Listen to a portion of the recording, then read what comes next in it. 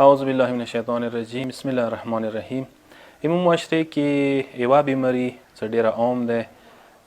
زم څه داسې کور به نه وي چې هغه کې یو کس داسې مریض وي نه. ما ورته اوس شکي بیماري نه وتي، وسوسي بیماري خو ډېره خطرناکه بیماري ده. انسان د ډېر زیات خراب کی، ذهني د خراب کی، بدني جسماني د خراب کی، او حتی خلخواني ته دا پریشانی وي او یارانو دوستانو ته دا نه تکلیفي. نو زه دغه بیمارۍ په باره کې لږ څه قرآن و حدیث وروسته تاسو خدمت کې عرض عرض کوم. هغه دا دي چې دا چې کوم وسوسې بیمارۍ دی، حقیقت کې دا خدای اطاعت نه دی، دا حقیقت کې شیطان اطاعت په واجې نه دی. دي دلایل شته دي. دلایل یې همدا دي چې ټول نه غوټ دلیل یې همدا دی چې انسان چې کله وسوسه کوي، شک کوي، دینی کارو کې کوي، همدا وسوسه دنیوي کارو کې ویلې نه کېږي انسان ته. مثلا چا در باندې قرضه ده، ته دغه ځای کې وسوسه ویلې نه کوي، شک ویلې نه کوي چې د قرضه به زیاته وي، زه زیاته لنډه کوم. خو پوه شه چې شیطان هغه ځای کې شته، دغه ځای کې شیطان ته نه رسي. یا دویم دلیل دیر کوم چې دا شیطان القاءات دي، شیطان وسوسې دي. انسان طهارت دوه قسم ته دی، یو ظاهري طهارت دی، یو باطني طهارت دی. ظاهري طهارت انده وضو، غسل، الموز وغیره. باطني طهارت حسد، بیماری، کینه، بغض، عداوت، نفرت، بدګمانه.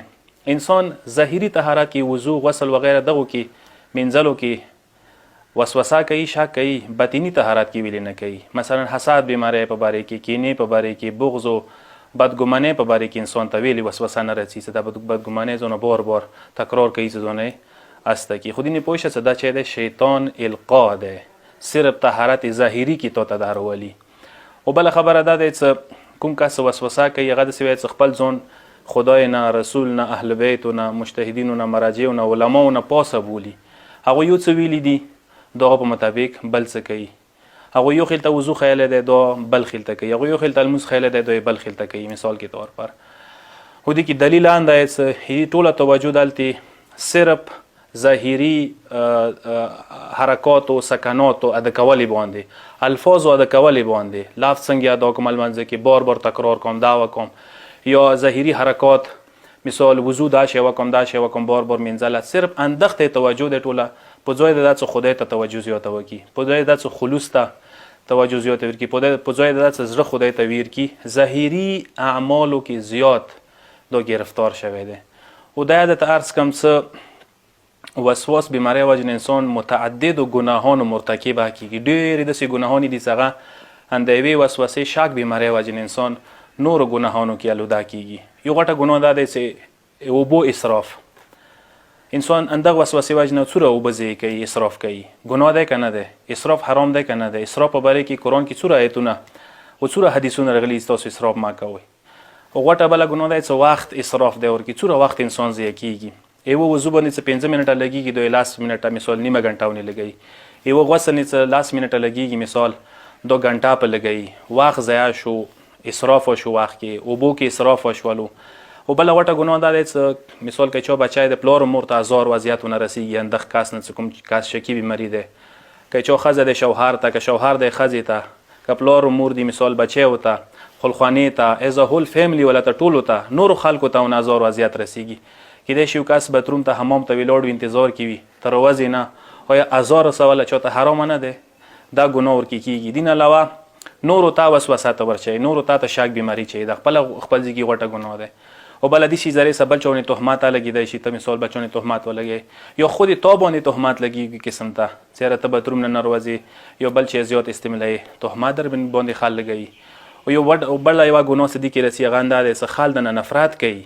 کوم کس شکی بیماری ولده هغه څه خل مینه نه کوي، هغه خلک وریا کیږي. سفر کې وسنتي مزال وسنه کوي، مثال کې طور پر کمرې کې نو سپتی کیږي، هغه ته پته لګي چې دی شک بیماری ده، نو دینه موته تکلیف رسیږي، نفرتونه خلک کوي. یو بل شی دا دی چې خلکو خوندای جوړیږي، خلک مسخره در پسې کوي. د خودی و ګناه دی وجه نه رسیدلته. او دین علاوه دا دی چې کله منځ کې ودرېږي، بل عبادت کې ودرېږي، خلکو توجه ته خرپوای شي، ځنه وخت کې ځنه یو شی تکرار کوي، بار بار یای خلکو توجه خرابېږي. یو بل ګناه څه دی وجه نه راتلای شي، خلکو بدګماني ده، څه خل در باندې بدګماني کوي شي، یو ته خلکو نه بدګماني کوي شي، بدګماني ګناه ده. دین علاوه یو ګناه څه در راتلای شي، هغه انسان بدن ته ضرر رسوله، دا گناه ده، بدن ته ضرر رسول حرامه ده. انسان بدن ته ضرر رسیږي، پوستکی خرابیږي، خاص کر سړه کې انسان ته بیماری لګیدای شي. ډیرو کسانو ته د شکی بیماری وته بیماری والا خلکو ته ډیر بیماری ولګیدي. قرآن کې آیات پروردگار عالم یې یرید الله بكم اليسر ولا یرید بكم العسر. مو تاسو ته اسانه جوړو، مو تاسو ته زحمت تکلیف نه جوړو. نه تاسو ځان ته ویلي یو وضو ساده طریقې سره کیږي، ټوله دنیا یې کوي، آشه ته بل خلته کوي. خو پوه شه ته ځان ته سخت کړی دی کنه، المونځ، غسل، وضو، مینځله، لمبوله، کپړو سپکوله یو خلته دی اسانه طریقې سره، ته ځان ته سختې طریقې سره کوي. یا بل آیات قرآن وما یرید الله لیجعل علیکم من حرج ولکن یرید لیطهرکم. قرآن کې پروردگار عالم مو تاسو ته دین کې حرج تکلیف مشکل نه جوړ کړی چې تاسو دین زری تاسو مشکل کې مو چولي وي. صرف اندوره تاسو صفا شوي سپه او سپه څه خلته نور خلک کوي، څه خلته قرآن حکم ور کړی دی. مثال یو شی چې یو ور منځله دی خو مغه دی، اوس په کار نه دی انسان هغه نه پورته ځان صفه طرف ته ور کوي. یو دا شی او واقعیت اشته دی. عبدالله بن سنان شپږم امام تراغو او تی مولای ما یو ملګری دی، هغه د خدای بنده دغه بیماری کې مبتلا دی، څه وسواس کوي، وضو کې مثال المنځ کې شک کوي، او ډېر هوښیار سړی دی، عقلمند سړی دی. مولا د تی داسې کاس ته څنګه ته عقلمند نه یې، او داسې کاس ته څنګه د خدای بنده نه یې. د خدای بندگی نشوه، د شیطان بندگی شوله، او دا عقلمند نشولو. عقلمند هغه دی چې خدای اطاعت کوي، شیطان اطاعت څه کوي، هغه څنګه عقلمند کیدای شي. او دیزی کې تاسو خدمت کې دا زارس کوم کسه خل پښتنه کې چې څه وکړو، نو علاج ډېر آسان دی. اولا دا چې ته صرف اندینی ځان پوي کسه دا شیطان طرف نه دی که رحمان طرف نه دی. یو وسوسې کس نه څه پښتنه ته وکړي چې دا ویلي دا شی کوي، بس هیڅ شیطان مبار برغ کوي، بس وسوسه را ترسي، بس هم څه نه دی صفا شو. خو پوه شه چې شیطان طرف نه دی، ما منې شیطان اندوره پوه شو چې شیطان بندگی د شروع کړي دی، دا ټول نه غټه ګناه دی.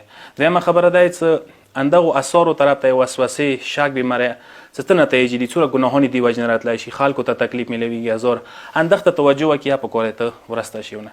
دریم شی د اهل بیت بیانات، حدیثونه، واقعیات سترګې وغړئ. وسوسې بیماری ډېره خطرناکه بیماری د اهل بیتو نه وریا شوله ده. او خصوصا اخیری شی تاسو خدمت کې عرض کوم هغه دا ده استعاذه راغلی ده. انسان په کار د خدای ته پناه یوسي.